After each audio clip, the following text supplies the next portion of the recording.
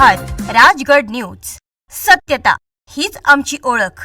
अनुसूचित जाती जमाती आरक्षणात क्रिमिलियर आणि कोटा लागू करण्याच्या सर्वोच्च न्यायालयाच्या निर्णयाविरोधात दलित आदिवासी संघटनांनी आज 14 तासांसाठी भारत बंदची हाक दिली आहे.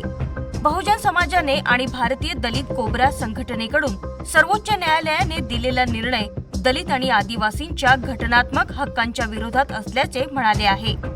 सर्वोच्च न्यायालयाने दिलेला निर्णय रद्द करण्याची मागणी केंद्र सरकारकडे केली आहे.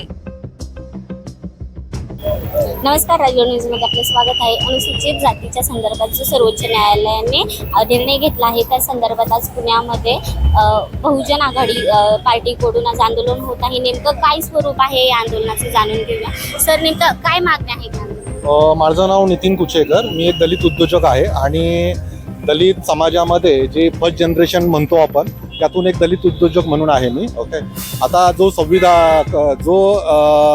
सर्वोच्च न्यायालयाने जो निकाल दिला आहे 7 जणांच्या खंडपीठामध्ये, त्यामध्ये त्यांनी असा उल्लेख केलेला आहे की अनुसूचित जाती जमातीमध्ये डिवायडेशन आणि पार्टिशन करायचं, म्हणजे हे एक प्रकारचं डिवाइड अँड रूलची पॉलिसी आम्हाला तर सरळ सरळ दिसतीये. ओके, आणि तुम्हाला एक उदाहरण देतो. एखादा जर व्यक्ती, एका गावातला जर एखादा व्यक्ती जर डोंगरावर चढत असेल रेग्युलरली प्रॅक्टिस करून, ओके, आणि त्याला जर डोंगरावर चढण्याचा जर अनुभव असेल तर तो त्यांच्या जे गावातले दुसरे मित्रमंडळी त्यांना पण सांगेल आणि त्यांना तो ट्रेन करेल त्या गोष्टीसाठी. ओके, तर हा रिझर्वेशन जे आहे ना, जर एखाद्या समाजाने जर घेतला असेल तर त्यांना माहिती आहे की ते रिझर्वेशनचे फायदे कशा पद्धतीमध्ये आहेत, काय आहेत, आणि ते त्याच्या जे दुसऱ्या जातीमधली लोक आहेत, जे त्याच्या खालच्या जातीचे म्हणू आपण त्यांना, पण हे सगळे दलित भावच आहेत. हे एकमेकांना कसे सपोर्टिव्ह करून पुढे जातील. कारण की उद्या काय होणार आहे, जर तुम्ही बघितलं असेल लॅटरल भूमिकेतून गव्हर्नमेंट काय करते, 40 ते 45 जागा डायरेक्टली IAS IPSच्या भरतात ते.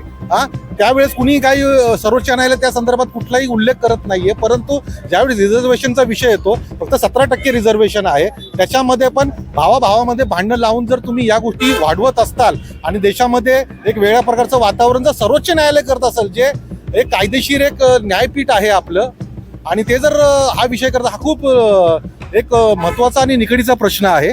आणि या सर्वसामान्यांची अजून डेव्हलपमेंट त्या लेवलला झालेली नाहीये. आज जर बघायला गेलं, भारत स्वातंत्र्य झाल्यापासून आतापर्यंत जर बघायला गेलं तर दलित समाजामध्ये फक्त 1000 लोकांच्या फक्त प्रायव्हेट लिमिटेड कंपन्या आहेत. त्याच्यावर पण व्हेंचर कॅपिटल फंड सारखे फंड गव्हर्नमेंट ऑफ इंडिया म्हणजे भाजप सरकार आल्यापासून त्यांनी लागू केले, आणि त्याच्यामध्ये 150 कंपन्यांना त्यांनी देशोधडीला लावलेले. सगळा परिवार रोडवर आलेला आहे. मी एक त्यातलाच एक उद्योजक आहे. आणि या सगळ्या गोष्टी अशा वाटतात ना की एका बाजूने उद्योजकांची पण उपासमार करायची, दुसऱ्या बाजूने शिक्षणामध्ये पण मुलांना शिकू नाही द्यायचं, त्याच्यामध्ये राजकीय आरक्षणामध्ये पण जातीमध्ये तेढ निर्माण करायचे. या सगळ्याचा विषय असा होणार आहे की ज्या जागा IPS IAS या लेवलच्या ज्या ऑफिसरच्या जागा आहेत त्या रिक्तच राहणार. कारण की 10वी मधला मुलगा, समजा एक एक्झाम्पल देतो, बंजारा मधला समजा समाजामधला 10वीतला मुलगा हा IAS IPS होऊ शकेल का? किंवा जो पारधी समाजातला मुलगा IAS IPS होऊ शकेल का? ती जागा रिक्तच राहणार आहे. त्याच्यामुळे ज्या पूर्ण समाजासाठी आणि इक्विटीचा हा विषय आहे, तर इक्विटीच्या पद्धतीने जर बघायला गेलं तर सगळ्यांना समान न्याय भेटला पाहिजे.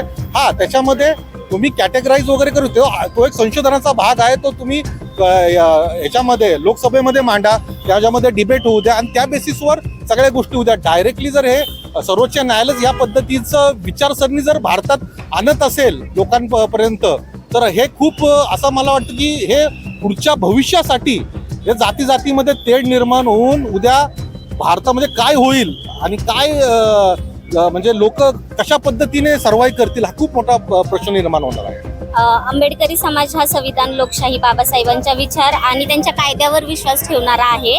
मग सुप्रीम कोर्टाच्या निर्णयावर आंदोलन का? याचा विषय असा आहे, आपण दलित समाज किंवा भारतातली लोक जे संविधानावर विचार ठेवतात, पण याच्यामध्ये एक विचार केलाय का तुम्ही, सर्वोच्च न्यायालयामध्ये जे न्यायाधीश जे सुप्रीम कोर्टचे जे CJI वगैरे जे बसवलेले आहेत, हे त्या पार्टीला प्रमोट करतात.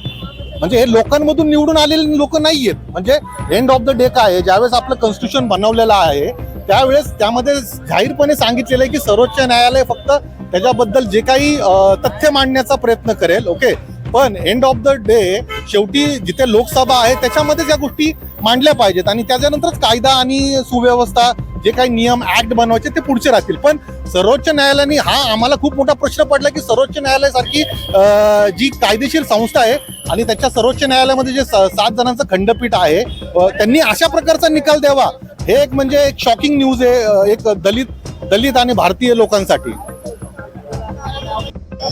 अनुसूचित जाती जमातीच्या आरक्षणात क्रिमिलेअर बाबतीत सर्वोच्च न्यायालयाने निर्णय दिल्यावर त्या विरोधात दलित आणि बहुजन संघटनाने आज 21 ऑगस्ट रोजी भारत बंदचे आवाहन केले आहे. पुढील अपडेट पाहण्यासाठी पाहत राहा राजगड न्यूज लाईव्ह. वर्षा काळे, राजगड न्यूज. आपल्या परिसरातील महत्त्वाच्या आणि ताज्या बातम्या पाहण्यासाठी आजच आमच्या राजगड न्यूज चॅनलला यूट्यूबवर सबस्क्राईब करा. राजगडन्यूज.com या वेबसाईटला भेट द्या.